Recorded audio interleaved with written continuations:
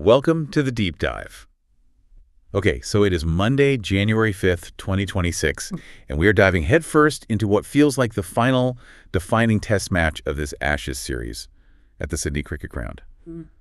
We're right on the edge of day 3, a day that promises to be absolutely pivotal, even if the urn itself is already decided. Right.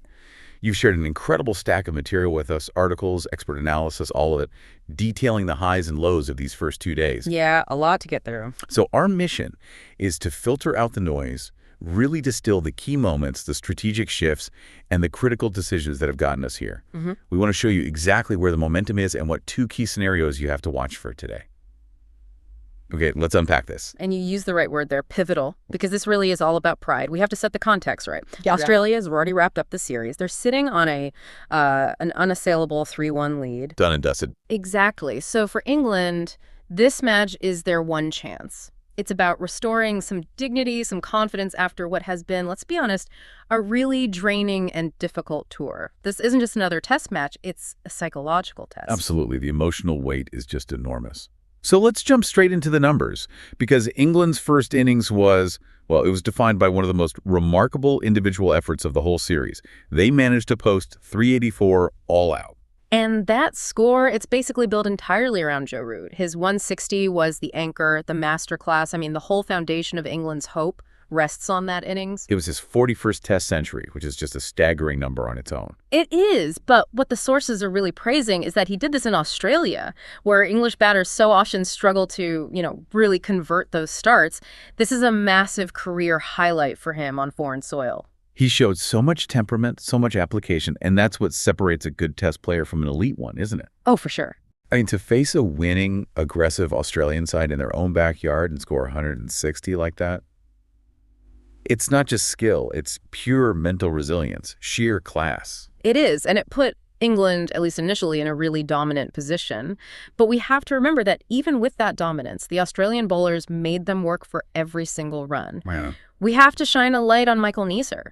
He was the chief threat, really. He came away with figures of 4 wickets for 60 runs. 4 for 60. That is outstanding. For anyone who might not follow the bowling stats that closely, taking 4 wickets for just 60 runs, Yeah. that suggests you're just relentless. You're keeping the opposition under control, even while a master like Root is at the other end. Exactly. He made sure the tail didn't wag for too long. Yeah. One of the articles you sent from Reuters is called Root's Innings Outstanding. It cemented his status among the global elite. And that fight, when they were struggling a bit at 300 for 8, he pushed them towards 400. That's what gave them the upper hand. But Test cricket is all about momentum swings. Mm-hmm. And day 2 saw a serious counterpunch.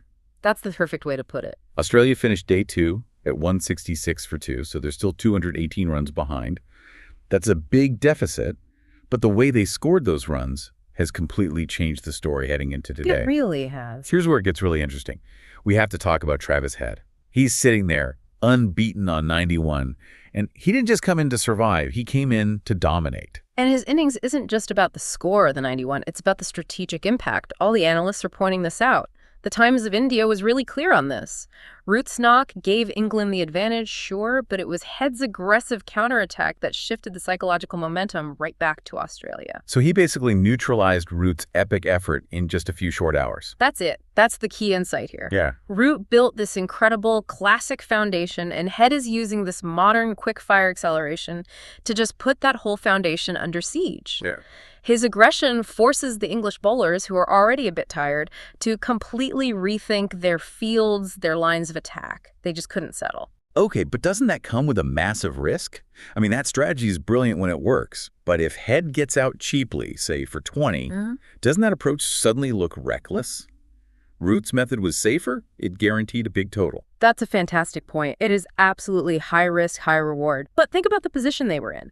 Australia couldn't afford to just block and accumulate slowly. They would have been looking at a massive first innings deficit. So they had to attack. They had to.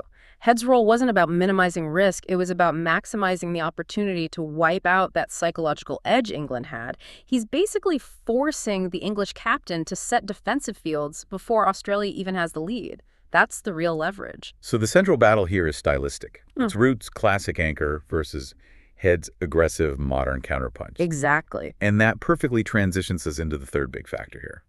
the conditions, and, well, all the drama they've caused. Yeah, the pitch itself has been a major talking point. The Tribune detailed the SCG track, saying it started with good bounce and carry, which, is great for batters.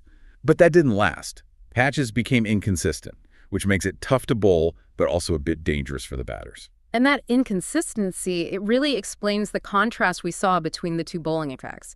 England's bowling was described as inconsistent. Right. They'd have these flashes of brilliance and early wicket, but then they'd follow it up with loose deliveries. Exactly. Too wide, too short. And that allowed someone like Head to just settle in without any sustained pressure. It just lets the batters off the hook. Which has to be so frustrating when your batter has put 384 on the board for you.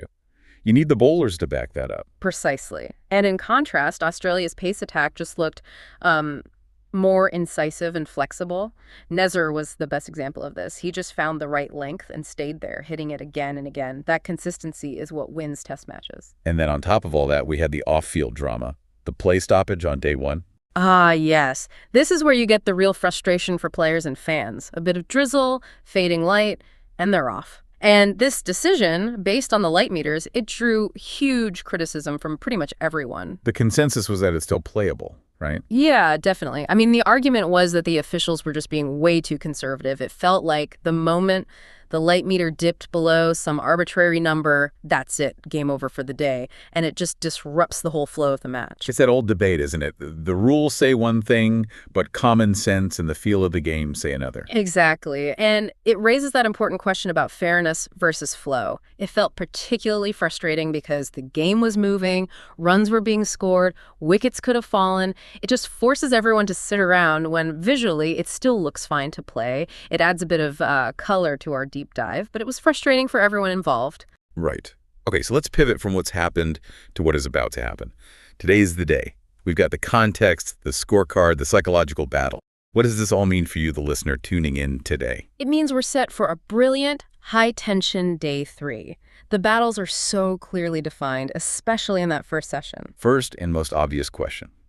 Can Australia's middle order, led by Head, keep this pressure on and build a really substantial lead? They're still over 200 behind. If they can get a lead of, say, 150 plus, they completely take control of this match. And on the flip side, England's battle is all about their bowlers' resilience. They desperately need this pitch to offer them something. Will they find reverse swing? Can the spinners get some turn? That's their lifeline. Can you just quickly unpack the importance of reverse swing here? Of course. So reverse swing is where the old ball, once it's worn down on one side, it starts to swing in the opposite direction to how a new ball would.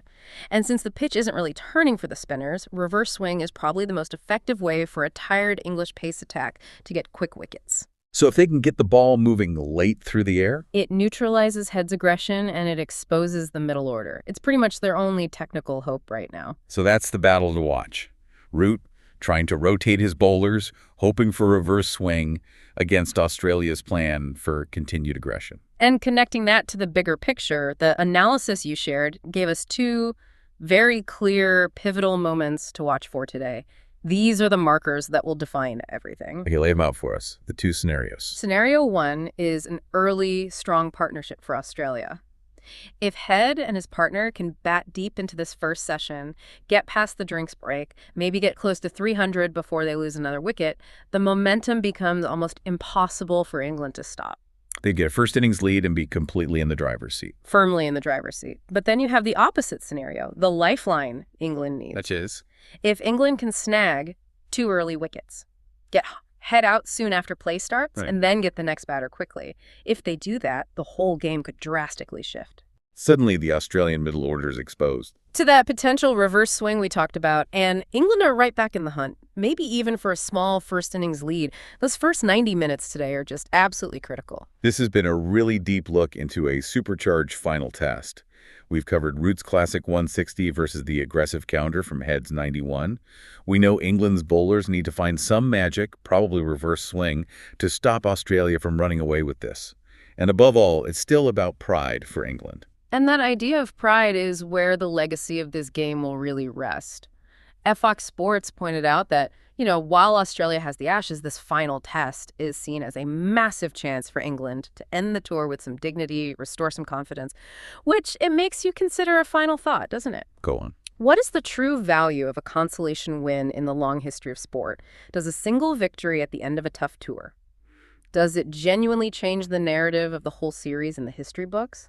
Or is it the fact that the players themselves treat it as a matter of honor that makes its value, well, priceless? That is a powerful question to think about as you watch Day 3 unfold. Thank you for sharing all your sources for this deep dive. We'll see you next time.